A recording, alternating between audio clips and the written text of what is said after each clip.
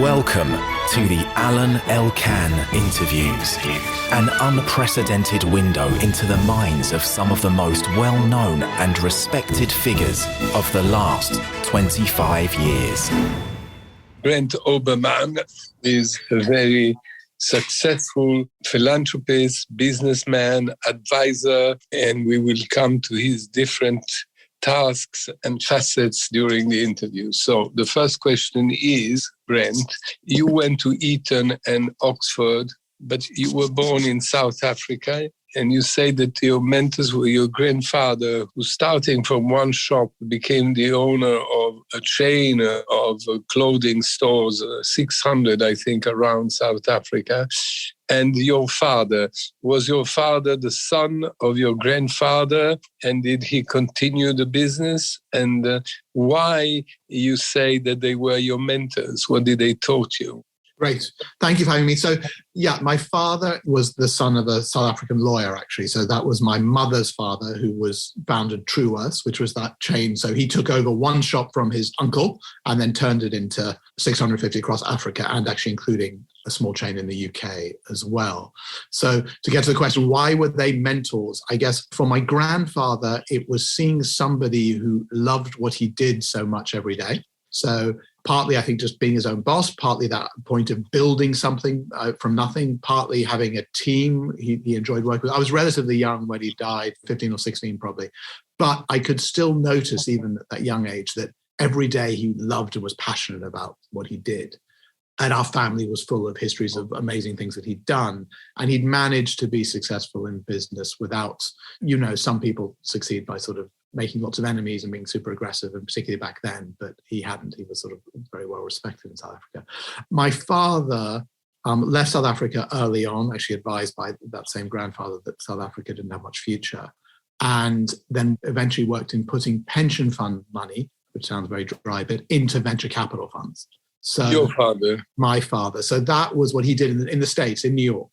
So first for the Ford Foundation, then for Alliance Capital. So sort of Wall Street type stuff. But he understood that venture capital. Actually, he was one of the first he put the Ford Foundation into the first Sequoia fund. So he sort of grew up with the beginning of the venture capital industry as we know it today. So that was exciting for me to sort of learn some of that by osmosis, I guess. So that's also why I guess he's... But you had a first job in an investment bank. A consultancy, strategy consulting. And you were fired. Yes. After not very long. Why were you fired? Yes, because I couldn't get, sadly, jobs at McKinsey or BCG.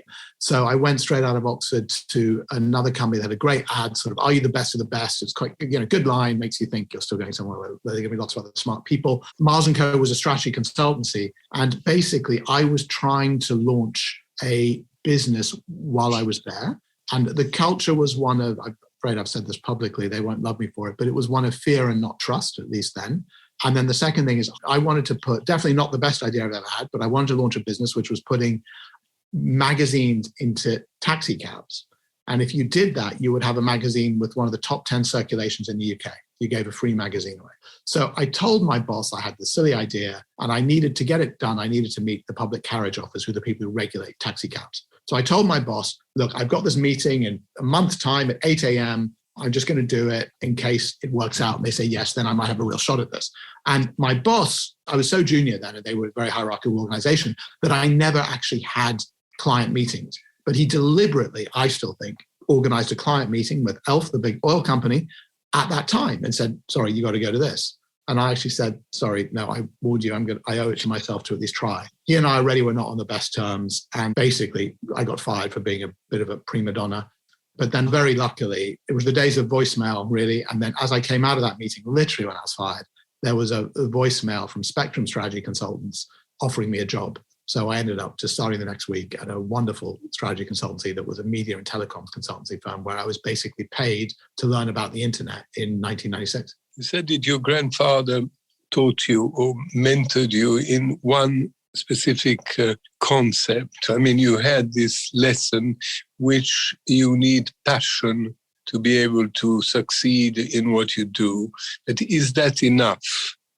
I think that's a really good question. I think it's something that often when one is asked to give entrepreneurs advice and stuff, people give, I think, stuff that's quite trite, as if one rule applies for everyone. I always try and be wary and say, look, there are no rules. And I think that's the same here. But I think, passion only works when it's combined with other things, right? I think one is it needs to be an infectious passion and not an obnoxious passion.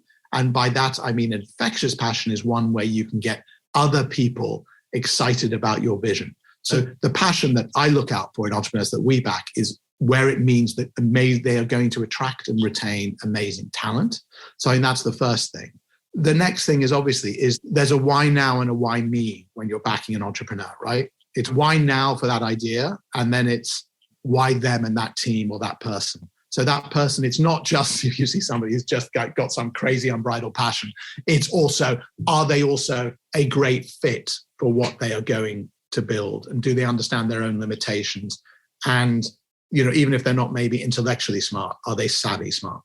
After a while, when you sold your company, Lastminute.com, you made your first million selling the company. But we don't know exactly what Lastminute.com was. And how did you feel when you made $1 million? And how old were you? Yeah, no, good question. So I started Lastminute.com in my late 20s. It was at the time, for many will be too young to remember, but in 98, 97, we had sort of started working on it. 98, we went public after 18 months, which was in March 2000, which was the fastest that any company, I think still has ever gone public in Europe from launching a product. The IPO was 43 times oversubscribed and then went down 95% when the dot-com bubble burst. How did it feel making money? We made... So what was exactly Last Minute? Oh, sorry. Yes, absolutely. So Lastminute.com was the reference website from the consumer's perspective where you going away, going out, or staying in at the last minute. So it enabled you to do everything. So in other words, what's that mean? It obviously means travel, but it also means leisure, and it also meant gifts. So at the time, it was, you could book your spa treatment, you could book your restaurant booking combined with a cinema ticket, and you could obviously book your holidays. It still exists today. It's publicly quoted on a Swiss exchange. We sold it to Sabre. They then sold it on to Bravo Rumbofly, who renamed it Lastminute.com. I'm still happy whenever I look at the Millennium Wheel in London, which is pink because long since I went, but it's now the last. So what did you do with this million? So the money came when the first bit I sold, I guess, £500,000 in the IPO, which was in March 2000, as I said. So that was the first money I was able to take out, which I guess was close to $1 million at the time. And what did I do with it? Not very much. It wasn't a life transformational. The key thing was what was left in the business. And we then sold the business in 2005 for $1.1 billion. Back when that was real money. And yeah, well, I meant billion. I'm sorry, I wanted to say billion. Well, I didn't make $1 billion. I sold the company for $1.1 billion. I had a very small percentage of it, but it was still more money than I ever dreamt I would make. I had about 5% of the company.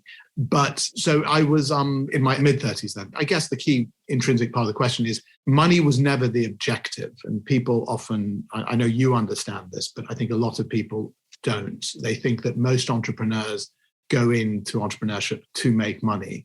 I've always said it's a sort of wonderful, don't get me wrong, it's a wonderful side effect and a very lucky side effect. But the best entrepreneurs go in to solve a problem and to change something, and because they love what they're doing. And then they make money on the side because they're so passionate and excited by that. So you moved to Madecom.com, another company that you made, that you create, and that you also sold. Yeah. No, I didn't sell it. So Madecom came about because on selling, you asked what I did with the money on selling Lastminute.com. I did feel like I was in that, my wife had put me in that Brewster's Millions show where Eddie Murphy has to spend all his inheritance within 24 hours. Because my wife said, right, let's buy a nice house in London and let's buy a house in Saint-Tropez. So we did do that. And those were lovely side effects. But doing that, the reason why I segue back to that is because I then realized how inefficient the furniture market was and how I couldn't visualize as well what we were going, like 50% of people can't visualize things in interiors. And I'm one of those. My wife's the opposite. She can. So I then tried to launch tools and I thought, what's a huge sector after travel and leisure? It's the home. What do people talk about? They talk about their travel and leisure, and then they talk about their homes. So it's another big, so I wanted to go after a huge sector. So Madecom was that. I think it was my best idea, but not my best execution. So Madecom didn't really work that well. Long story short, we were lucky enough that I realized the DNA of the team wasn't quite right, and that I spun out another business from Madecom called Madecom. And Madecom was simpler. It was just furniture direct from factories to consumers. And Made is the one that IPO'd last year for $1.1 billion. Again, I had a small part of it, but it was nice to have. Good business. But some of the things I have in mind you doing is that you are the chairman of Founders Forum, of Founders Factory, and I don't know if you're the chairman of, you invested in Firstminute Capital, which is a $100 million seed fund. 300 This is what you do at the moment. First another company called Karakuri. Yes. And Karakuri. So tell me about these things you do. So many of them. the only thing I know is that Karakuri is a robotic provider, if I'm not wrong. What are these 4 ventures where you're still on and chairman, if I am not wrong? Yes, so chairman and co-founder. So I'll start with probably chronologically. So Founders Forum. After selling Lastminutecom, I decided that one of the things I most enjoyed about Lastminutecom was weirdly being relevant, and also the privilege of meeting other entrepreneurs and meeting interesting people. I guess much as, in some way, not to reverse the interview, but I assume what's exciting about you doing your interviews, it's similar in a sense. So I thought, well, look, I know lots of entrepreneurs across lots of different countries because Lastminutecom was in so many categories and geographies. So I was very lucky, whereas many of my other entrepreneurial friends were owning very narrow one company, one sector, one country. So I'm like, great, let's get them all, convene them all and pull them together. So we did that in 2005, 6, we started, and we've been going ever since. So what it is, it's a series of events where we gather together the world's best entrepreneurs and CEOs and leading investors. We run, the flagship event is in the UK, but we also have a pretty good one in New York, and we've done them across the world, ranging from Rio to Mumbai to Singapore, And the key there was it was free, it was not for profit, free for founders to attend. And that meant we could be one of the most selective people in terms of getting the quality of the group to be the most founder-centric forum. So after that, after many years, we then started. And what is Founders Factory? Yeah, so Founders Factory. So quickly, Founders Forum then launched lots of other things. We launched a consultancy, Founders Intelligence, a recruitment business, Founders Keepers. We launched platforms for entrepreneurs to learn from other entrepreneurs called Framework. We're going to launch Founders Law and Founders Brands and all sorts of other things. So that's kind of fun that we can launch. And we also do stuff for young entrepreneurs, which we might come to later. Then Founders Factory came out of some of that, which was after the consultancy, we then thought Founders Intelligence, which helped corporates work with startups. We then thought, right, let's do this even better. So let's help corporates incubate startups and accelerate them. So we launched Founders Factory is a multi-sector corporate-backed incubator and accelerator backed by the likes of L'Oreal, Aviva, The Guardian, EasyJet, Holtzbrink, et cetera, Johnson & Johnson, and is in multiple countries as well, and has put about almost 300 startups have gone through it. So the nice bit is in that line of that we incubate so we can have ideas and launch them from scratch, and we can accelerate companies. A good example of an idea you alluded to it that we incubated from scratch is Karakuri. So this was, initially it was my dream to launch a gadgety consumer-facing robot restaurant. That ended up being harder to fund than the adaptation, which is robots to help make food. What is a robot restaurant? Well, good question. It doesn't really exist except in Asia today. But if you can imagine Benihana's meets the Hard Rock Cafe with robots, it would be a restaurant where robots are waiting on you, entertaining you, cooking, and everything. So that's still a dream, but Karakuri has ended up being slightly simpler business, I guess, which is using robots to prepare food for lots of quick service restaurants. And we were very grateful that one of our first investors was Ocado. So we got Ocado into the seed round. And so that business has now raised, I think, about £13 million. It's still very early, but it's got robots working in the Ocado canteen and is now making progress with getting robots ordered by lots of big quick service restaurants and canteens and all of that sort of stuff. but I'm no longer chair. I just handed over as chair because I really like the early bits, and now that business is already a little bit more mature. So that one, and then the last business main business we haven't covered, there's many more, but would be First Minute Capital, which is a $300 million plus seed fund, European weighted, but we do global deals. And the nice differentiating line on that one is it is backed by over 120 unicorn founders. Another big success from Founders Factory is one called Nate, N-A-T-E, which is a universal shopping app. It moved to New York, actually. We incubated it, and it's now doing super well. So First Minute Capital is a $300 million pan-European and global seed fund. The point being now that capital, actually, over these last few years, has been pretty easy for entrepreneurs to raise capital, maybe the easiest time in history, actually. If you've got money, it's not enough. You then need to really be able to differentiate heavily. So our differentiation was that we were backed by, initially, I got the email getting very excited when I was thinking of who we were raising from, thinking, wow, we've got 5 unicorn founders. Maybe we say to unicorn founders, do you want to be we're going to get up to 10 unicorn founders and you can be part of this fund that's backed by 10 unicorn founders. In the end, we had fund 2 to over 120 unicorn founders. So the reason why that's important is it's not a sort of vanity metric, but it's important that when we talk to entrepreneurs, we say, look, we can really help you. So our aim is to be the most helpful seed fund. And that is in large part because we have a very bright, motivated young team of over 20 people, but also because we have this backing from these amazing entrepreneurs across the world who've done it. So that's the key to First Minute. We've done over 100 deals in that fund. We're going to raise fund 3 later this year. I think it's a real privilege to be in venture capital and working with entrepreneurs. It's fascinating to work with people who are building the future. Seed fund for general public means what exactly? That you provide the first or second check. We provide money to very early founders. So we will back. It's never too early to come to us. We have backed people, 1 or 2 people with just a business plan. Obviously, we also back them when they're a bit later. But another way to look at it is it's normally companies worth less than $20 million and ideally less than 10. And it's the first check of somewhere from normally $500,000 to $2 million. Now, you sit in many different boards or advisory committees, among them governments, the Royal Academy of Arts, the Oxford University. You were in the board of the Guardian or the Economist and other prestigious companies. Why?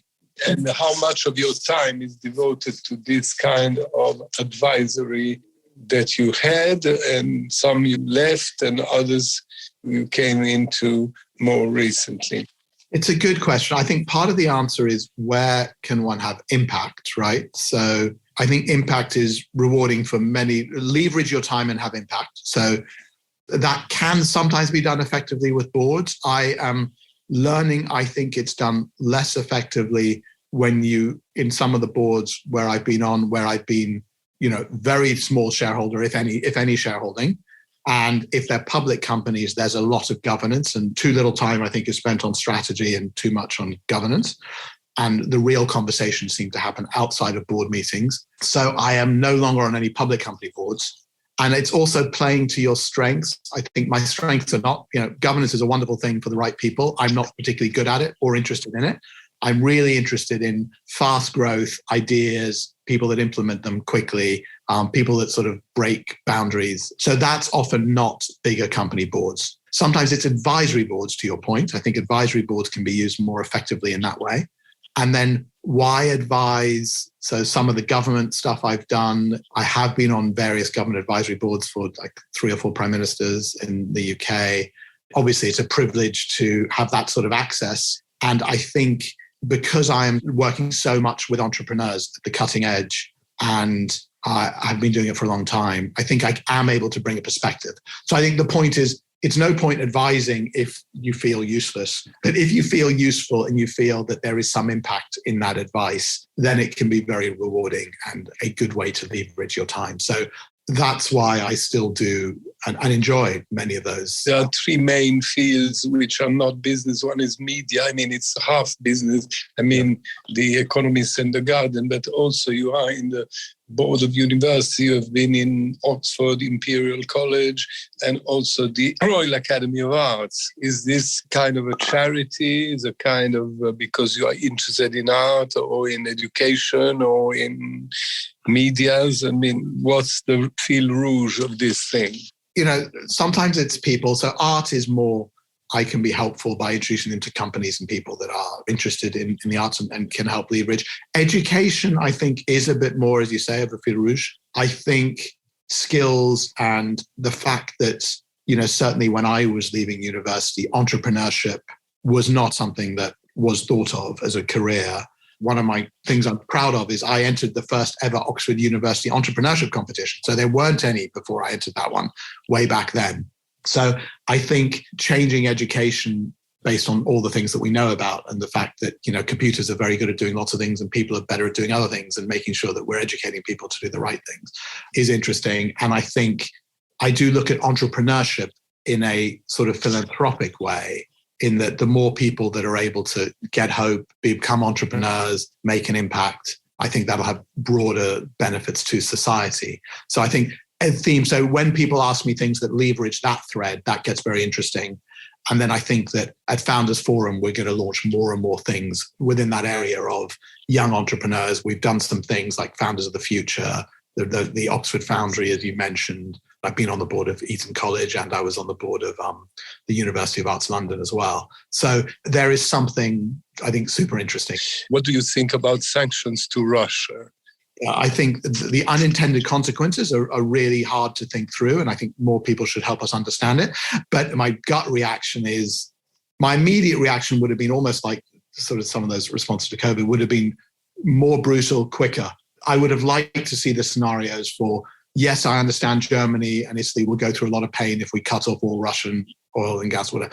But I would have been curious to see if we just did that for a month and took the hit, if that could have long-term ended us in a better place. But of course, the unintended consequences of how Russia would react to something that dramatic, I'm not smart enough or plugged in enough to think through. Now I go to this other question. You think that the European and the US economy will be damaged by that? Yeah, I think short-term, yeah, absolutely. Even, we've seen obviously inflation is clearly a real risk right now and leading to higher interest rates and what that'll do for the property markets and whatever. But I guess what we have seen is that the macro tools that the Fed and others have surprised certainly me with the COVID response and coming out of 2008. So we seem to be having more tools than I would have thought, not being a major economist. So I'm still hopeful that those tools will protect the system, that there won't be systemic risk like we had in 2008. But once, in a way or another, this Russian-Ukrainian war will be over or somehow over, what do you think will be? Do you think something will change in the world governance or not? This war, which was, I don't know if expected, expected. No, yeah, I certainly hadn't been led to expect it, and it sounds like many super smart people didn't expect it. I think autocracies versus democracies becomes a key theme that people think about a lot more. And I think business needs to think about it and will think about it a lot more. And that, I think, means source of money. And then truth and propaganda, I think, is also something where maybe more people in society need to get more involved in that, because I think one of the things that has shocked certainly me, and I suspect others, is the Orwellian power of propaganda in autocracies that I think, while we knew a bit about it, I think when we see the impact and how dangerous it is, I think it raises more awareness to that. So what changes, I think, is who we do business with in the West and how we think more about those second and third order consequences. And by that, I mean, the FT has the series called Moral Money, as you know. And I do think that where we take money from becomes something we need, to be honest, I think business people need more guidance on. Money and energy too. I mean, we can buy oil or other alternative energy. Yeah, absolutely. I mean, other countries. Yeah, what it's shown is France versus Germany in terms of nuclear. France, as I understand it, is really not going to, it has done so well with nuclear that it's not that dependent. When you look at France versus Germany in terms of the ability to cut off Russian oil. France could do it. Germany can't. And what happens in China? The silent China, who hasn't really taken a clear position, who is very much worried about its COVID problems and lockdowns and so on and so forth. Yeah, again, I'm definitely no expert. And one of the advisory boards I joined was because of this. It's the UK National Commission on China, or something, UKNCC. I joined the advisory board. It was set up by some people to try and help UK parliamentarians and business people understand China better. So I haven't got conclusions on that, but what it said is, again, we have investment from Tencent in my fund. We have investments from CSC, China Science and Merchant Corporate, into Founders Factory. And I have been keen to understand that better. But I mean, China is on the eve of a big change. I mean, it has been a closed country for many, many years. Then it suddenly became an open paradise to sell any kind of goods and companies, and it seemed that we couldn't survive unless we sell to China, right? Yeah. Then there is a fear that China is becoming a too big power vis-a-vis the United States. Then we had the Ukraine story, and the other side there is the Taiwan fear. I mean, how do you judge all this Chinese future? And we know that the party is stronger and stronger as the leader made himself a lifelong leader, right? So it became more clear that the party and the head of the party, or the nomenclatura who heads the party, is completely controlling the country. Still, there are lots of poor people in China, and there can be a risk or not a risk of implosion. Yes. And also, what is your point of view vis-a-vis China and Russia? Because if we cut the oil and the energy with Russia, they will go to China. But at the same time, if they do that, they will have less money and they will be entirely dependent from China, lose their independence. Yeah, and that, as you're alluding to, is what people say is the Chinese long-term game here, is basically a takeover of Russia, which does that make them even more dangerous. And again, this is why I go back to autocracies, where people say that the real danger is you get not very smart and good people working in autocracies. And there was some good data recently on Russia. It's just like the problem, one of the other problems is the people around Putin are not very smart or very good, because great smart people don't want to work in those sort of environments. And I suspect, a lot of that might be the same in China. So they get bad advice and the moral compass gets lost. So I think that's the fear of China, is where is the moral compass? And to your point, what I guess the recent events have shown us is we do need independence as much as possible from autocracies. So the US needs to make sure it can be independent even of China. And I think we're seeing that with more and more reshoring of manufacturing and other things. And that you think that the Americans, in this specific occasion, they're very often around the world, obviously, because it's also part of envy. Americans are very often criticized, right, about everything. Whatever they do wrong. But do you think they did well, wrong, or medium in this circumstance? I think they've done, short-term, better than expected. I think long-term, the argument is, were they strategically positioned to be protected against all the negative potential impacts? Have they grown too much dependence on China? Again, you argue it both ways. What we don't want is this idea of China phobia that we're not. I think dialogue is very important. So that starts with trade, right? So if we just start cutting off people, then there's no trade and no, it's great that Chinese students are going to our educational establishments, for example. I think there's a big growth, isn't there, into the UK as well of Chinese students. So we want them to have a dialogue. So I think while I'm arguing on one side that we need independence, I think on the other, we need to have continued dialogue at every level. Let's go to other two countries. India was passive is passive in this moment. What is the importance and the role of India in the international scene? India is a huge continent, right? Yeah. Which didn't really make a decision in this war. I mean, they're not for one, but for the other.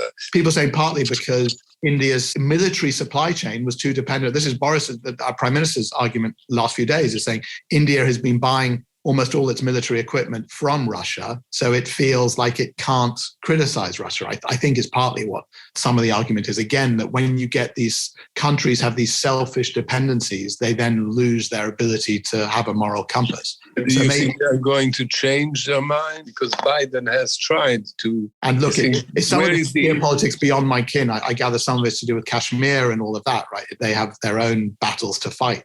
It's like Israel, and we haven't mentioned Israel. I mean, as a Jew, I'm sort of shocked that Israel have not been able to come out against Russia and this. It seems kind of shocking when you look at history. And then, we're basically told that it's to protect their interests from Syria and Iran and all the sort of other geopolitical stuff. Also because there are lots of Ukrainians and Russians in Israel, right? Yes, yeah. So it's not very easy to handle two people who are in war and who live together in the same country. Yeah, and the Russian oligarchs, a lot of them are Jewish and have given a lot of money to Israel, right? And what about, because you are from there, even if just originally, but what about Africa? Because we never talk very little about Africa, not only South Africa, but all the continent. But Africa, what's going on there? I'll claim some ignorance because I left when I was 5, and really South Africa hasn't been a great hit for doing business. It's exported. Obviously, the world's most famous entrepreneur right now, Elon Musk. But more broadly, Africa, yes, in terms of investments, we see the opportunity. So First Minute have done quite a few deals and things like payments and that across Africa. So we do see the tremendous growth potential. And obviously fascinated by the geopolitical arguments that, China's buying up dependency on Africa and minerals and all that sort of stuff, which is also interesting. But I do think, you've obviously had people like Lionel Barber, the former editor of the FT, who you'll know, who have been huge Africa, fans and saying that, that this is going to be the African century because of obviously population growth and other things. But you agree with that or you don't? Yeah, we've been impressed with the companies we've seen now coming out of Africa, and ability to leapfrog has been great. And so I think there is that. And I think, by the way, that's something other friends of mine are working on is, once the war in Ukraine ends, can we help Ukraine leapfrog, in terms of the reconstruction and make it one of the most modern societies and all of that. So I think that's another interesting sense. Sorry, it's a slight diversion from Africa. But I think that the key thing is, we have Founders Factory South Africa. Sorry, I should say that. We do have a business in South Africa with Founders Factory, an incubator accelerator there. And what is exciting and what we're noticing is, even since we've launched that 5+ years ago, the amount of money coming into African technology is exciting. So I do see that more and more companies are seeing the opportunity. What is your view of the economy? We spoke about two big problems which go together, inflation and high rates. Yeah. Right? Yeah. And The Economist, one of the newspapers that you were in the board of, has said that the Federal Reserve, Powell and the Federal Reserve, and maybe also Mrs. Yeltsin as Treasury, they have failed in fighting this inflation. What do you think? Whether it was possible to succeed, I don't know, because there have been many, many surprises at the same time, right? We've had supply chain shocks, energy shocks, we've had employment, wage inflation shocks because people just didn't return to the workforce post-COVID. So that multitude of shocks, I think, means it's been very hard. Now, whether they should have raised rates earlier or not is a tougher question. But I think big picture, what I'm hoping, I'm always an optimist, although a cautious optimist. So the cautious optimist says maybe rates get to, I'm no expert, but people are saying like 2.5%, which is still a sort of historically very low level. Maybe that has enough of an impact once we get through this energy shock, hopefully, that inflation can be tamed. So maybe some of the heat does come out of the market in not a terrible way. One thing that has been obvious to anyone, as I sort of alluded to, investing money in this market, is that it has got overheated. And I saw in 2000, in the bubble of 2000, how dangerous that can be. It's wonderful in one sense, in that what I used to say back then in 2000 is it means that suddenly everyone's an optimist. The market is saying, everyone can win and treats everyone like a winner. But the problem is when that doesn't happen, everyone gets tarnished. And as I said, we were down 95%. And many tech stocks, I think most are probably down over 50%, and many are down 70%. But that's not big picture for the economy. Obviously, the tech giants still keep the market up. And I think in a sort of macro term, the optimist would also say this transition to technology that is going to make worlds more efficient. Actually, technology itself is a counter-inflationary tool, of course, because it does away with price friction. So that helps too. So high-tech companies, they went very much up and then they go very much down. I mean, if you were a wise man, as you said, you called yourself cautious optimist, where would you invest? In early stage technology. No, I mean, joking apart, I think that's a very selfish answer, but it's one of the reasons why I am actually in the seed area rather than later stage, because I think it's very hard to value these companies at the later stage. At the earlier stage, it's less correlated. So I do look for less correlation with markets. And mistakenly, I've done that ever since. You know, the scarring of running a company where you see its share price down 95% means that you know how bad things can get. And you know that the market can move very quickly. But that said, I would also look at sectors where you can see the future. We know biotech, the intersection of technology and health and data. We know that's going to be a great area. We know that climate technology has a wall of money going after it. So we know there will be lots of winners in that space. You know, fintech, emerging markets like Africa. So I think there's a lot of areas which one can... But just as an example, these companies who have established themselves, like Microsoft, like Amazon, like Google, Facebook, you know, we have seen with Facebook, for instance, you know, a sudden plunge. We saw a plunge recently with Netflix or things like this. You know, are these companies the equivalent of Johnson & Johnson, of Van La Roche, Nestle, Procter & Gamble, you know, these big, solid, you know, companies, or they're bubbles? To me, they are less vulnerable. They're still pretty good bets. And even when you look at, you know, I haven't seen the exact data, but you look at Netflix's sell-off of 40% or whatever it was, it's still probably back where it was, still probably above just pre-pandemic, I assume. So you look at them over a longer term. Google and Apple have been pretty resilient, actually, their shares over all of this, even the sell-off. So I think the big risks for those guys seem to me always to be regulatory rather than actual business model. I think there's some point on public perception with Facebook and Meta, whether that bet on the metaverse is so key or not. But broadly, I think they're playing into mega trends, and that's a good place to be. And they also have wonderful network effects that provide lock-in, which is why they have regulatory risk. Startups were one of your many activities. This startup myth or a reality has somehow changed the view of young people vis-a-vis work. Not people who want to be in science or who want to be doctors or who want to be lawyers or who want to be some professional, you know. When you ask, what do you want to do? Even if they read English or Greek at Oxford or they went to Harvard or Stanford, at the end of the day, they say, we want to do our own startup. Yeah, they don't say I want to become the chairman of General Motors or of Barclays Bank. You know, this is not what they normally say. So is it a real change in the mind of young people? And is it safe to think like this? And is this going to change the world?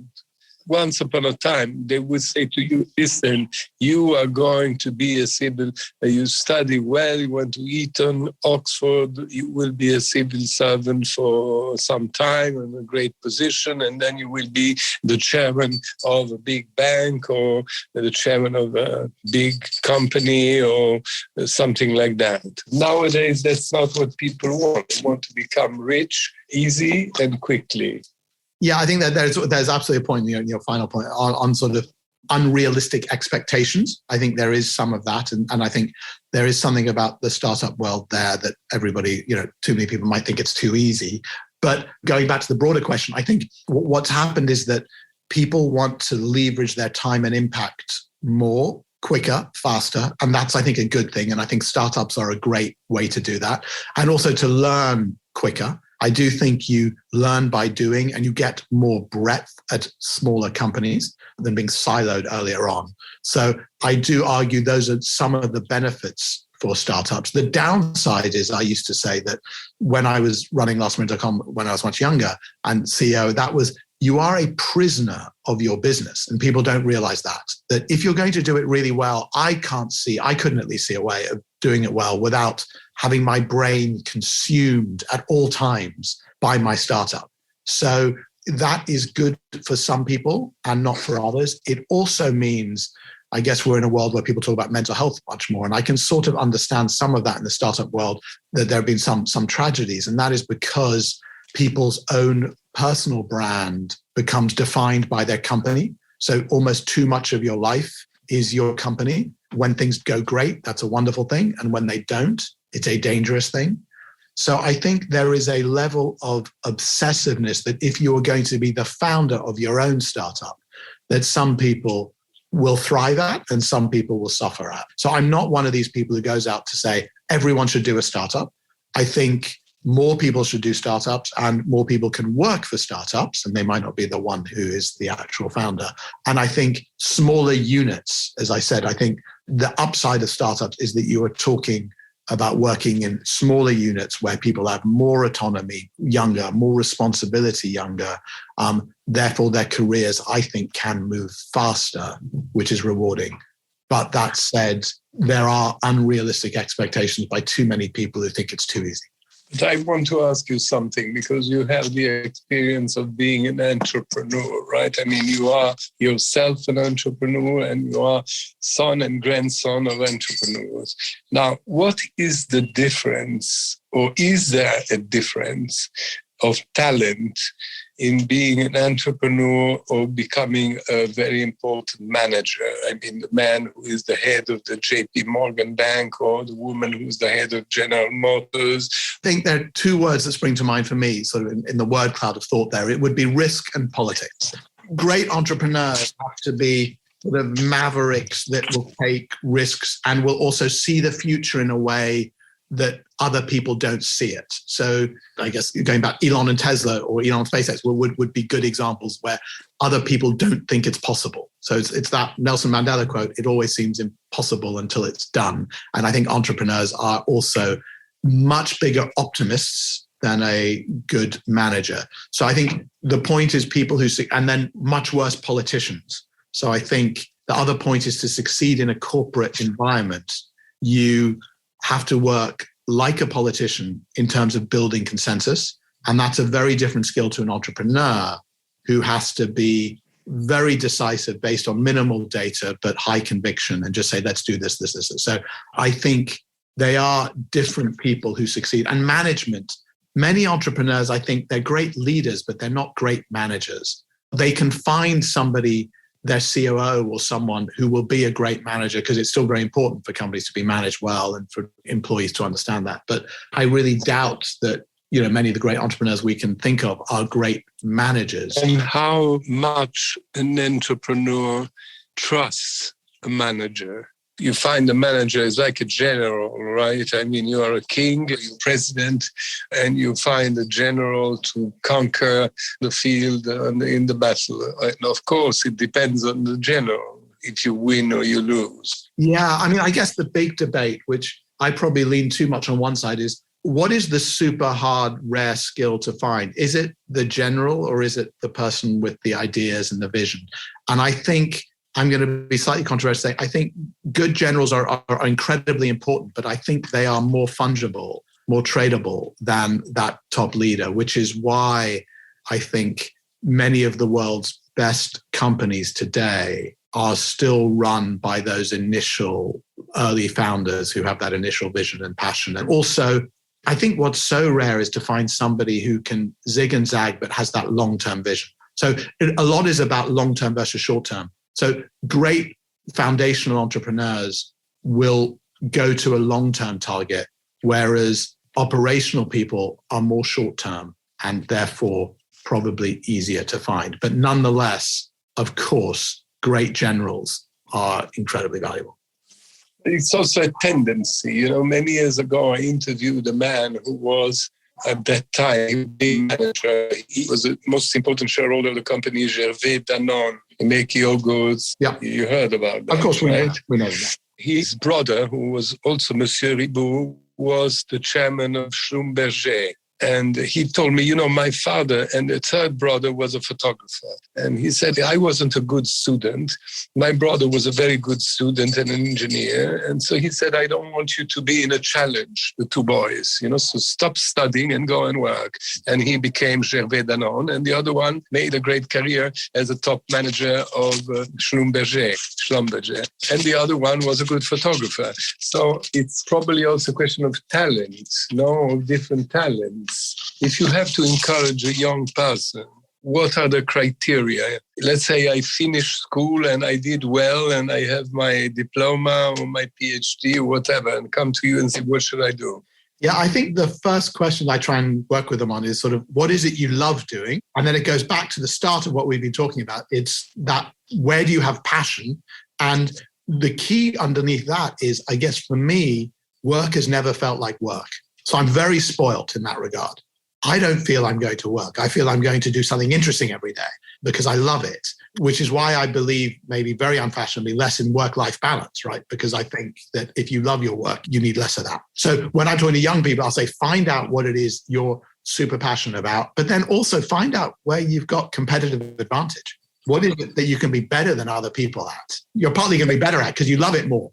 There is a big polemic in France recently about salaries of big managers, right? They say that they make too much money, but it looks to me that they don't look at the results of the company, right? I mean, what is le barème? What is to decide how much money should make the manager? What is the judgment? Well, I think partly, obviously we've started publishing in the UK, as you know, these ratios of what's the CEO to the average employee.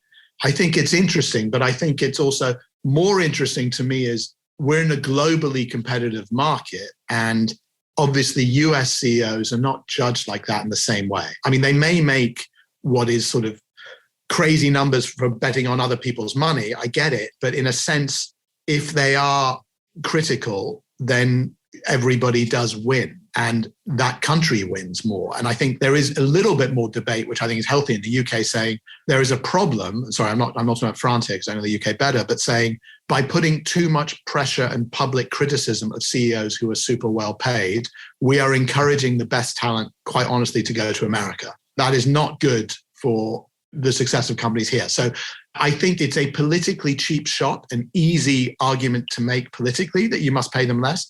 I think another argument, sorry to take the conversation slightly somewhere else, is that I would say actually the conversation we don't have enough is that we underpay our politicians. And therefore people don't want to be politicians. Exactly. And I remember asking David Cameron, when not portrayed as fine, I'm sure he won't mind me saying, when he was Prime Minister, saying, why are you not against? I think you went against a pay rise for politicians. I'm like, why? It's crazy. We already don't get the best people in politics. We need to pay them more, not less. And he said, well, because it's a part-time job, they can have another job. We've seen since that that's actually been criticized a lot, that it should be a full-time job, but we need to pay them much more. Because politics is a work like another. Yeah. It's a craft like another. Yeah. To be a politician is like to be an engineer, like to be a doctor, is something else. Now, the last question, what do you think is going to last? What do you think is going to end? And what do you think is going to change? Okay, so what's going to last? I guess we've spoken about it a bit, but I think it is this massive shift of technology and technology changing and improving people's lives everywhere, globally. So I think that's great. What's going to change? Maybe it is conspicuous consumption and the focus on inequality. So I think we do need to have more and more of a focus on that, because otherwise our capitalist system of life, which I think is wonderful, will get more threatened. Conspicuous consumption means what? Materialism. I think it becomes less fashionable to outward showcase of wealth. I think a good example of that, of how you play on that trend, I think would be a little company that was in the seed round called Pangaea, which is actually a high-end fashion business, but it's based on sustainable materials, and it's a material science movement to help the planet. So you still have this expensive clothes, but you're showing that you care about something bigger than conspicuous consumption in its own right. So you think all this luxury industry will not be the future? Not in its current form. I think it's done amazingly well, obviously, even over the pandemic, I think. Yes. But that's partly, I think, been because people couldn't spend money on the services, so they had to spend on products. So I think that might change. But obviously those industries are moving to buying, mushroom leather and all these sorts of things. So I think we'll see, I'd be long those new materials, and we haven't talked about plant-based foods and all of those things I think are exciting, lab-grown meat and all of that. And what is going to end? I would say, to sort of almost again summarize some of our conversations, I think it is not caring where we source capital from. So I think it is not thinking about second-order consequences. Business has this moral role to play. So business being immoral in the West, I think, is going to end, hopefully. Thank you for your time. Thank you for the great questions. Alain Elkann interviews.